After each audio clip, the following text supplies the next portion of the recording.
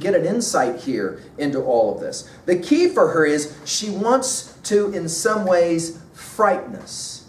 But at the same time, notice she says, I felt that blank incapability of invention, which is the greatest misery of authorship. That is to say, any of us as seniors that have tried to write something, I look at the screen looks back at me, what am I going to write about? Notice, when dull nothing replies to our anxious invocations. Some seniors have said, that's a line I totally understand, dull nothing. I know I have to write this paper, I have to write this story, I have to write this poem, and I can't come up with anything. Dull nothing.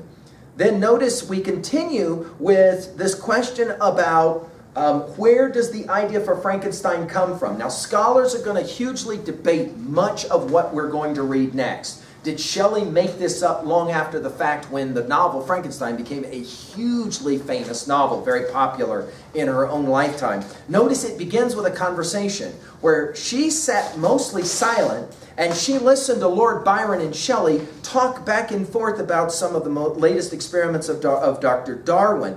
More particularly, this word galvanism. And the question of what is life, and can you ever bring dead matter to life using electrical current? Some of that work was already being done. Then, the next step, we're told she goes and lies down. She goes to sleep. The witching hour, that is to say the middle of the night. And then the imagination starts in. Let's write it down. She can't, at level 1, she can't sleep very well, right? She starts having these crazy dreams, these crazy imaginations.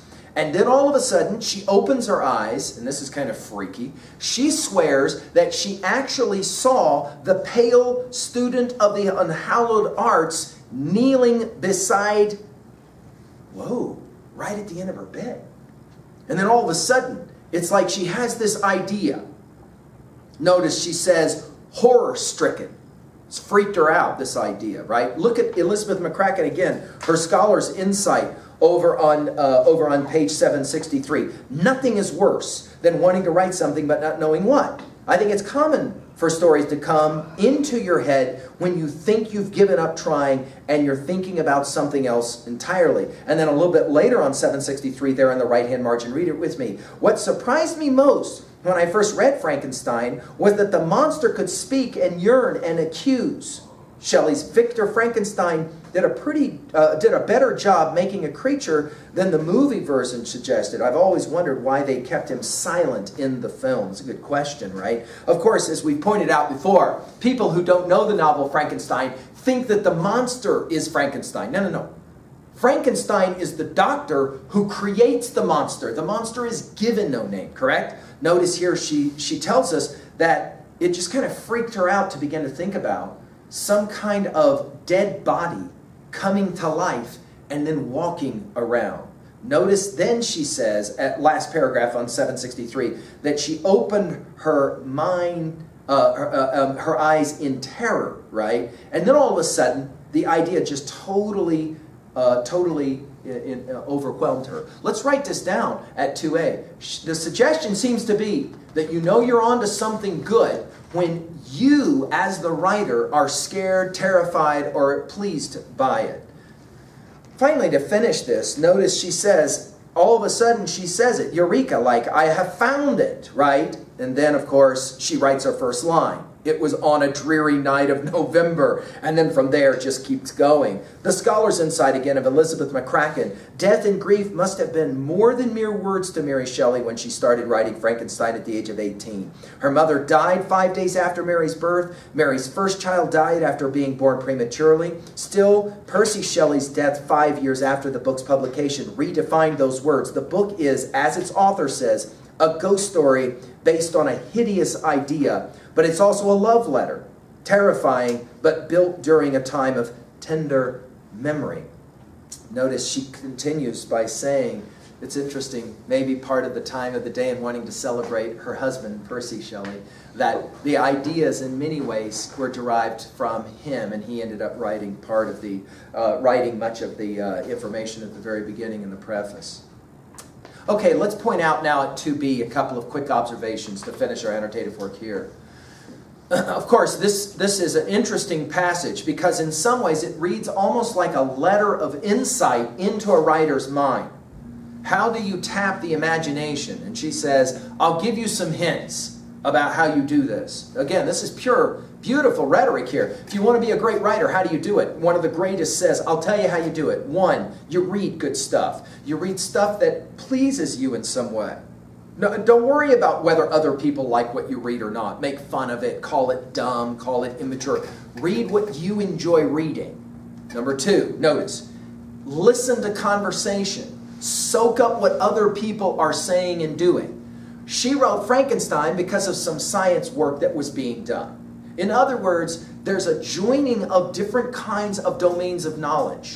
You don't always have to read novels to be a novelist. You can, for example, read in nonfiction as well and might gain keen insights there. Finally, number three, you have to look for the idea. And the idea will often come in your dreaming, often come when your imagination is most active, in the evenings, for example, right? And then you have to be very susceptible to and be welcoming of the ideas that can most entertain or frighten you, right? And then finally, of course, it begins with a single line. Again, notice it was on a dreary night of November. And then from there, everything just kind of spins out, right, and goes forward.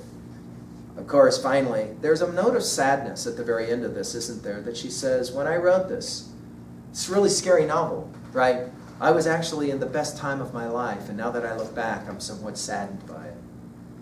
All right, let's jump to level 3 really quickly in relationships to other titles. What is for you your favorite movie about an artist who is trying to find inspiration, trying to come to some kind of understanding, right? I've had students, for example, that say, you know what, it's interesting, but Eminem's movie 8 Mile all of a sudden has a different kind of meaning now that I'm thinking about where does the great idea, where does the great song come from? Where does the great piece of art, painted or sculpted or whatever, come from, right? One of the classic novels about a famous artist, Michelangelo, The Agony and the Ecstasy. You might write that title down and take a look at it. Trying to qualify that idea of the inspiration, the genius, and how it's drawn out.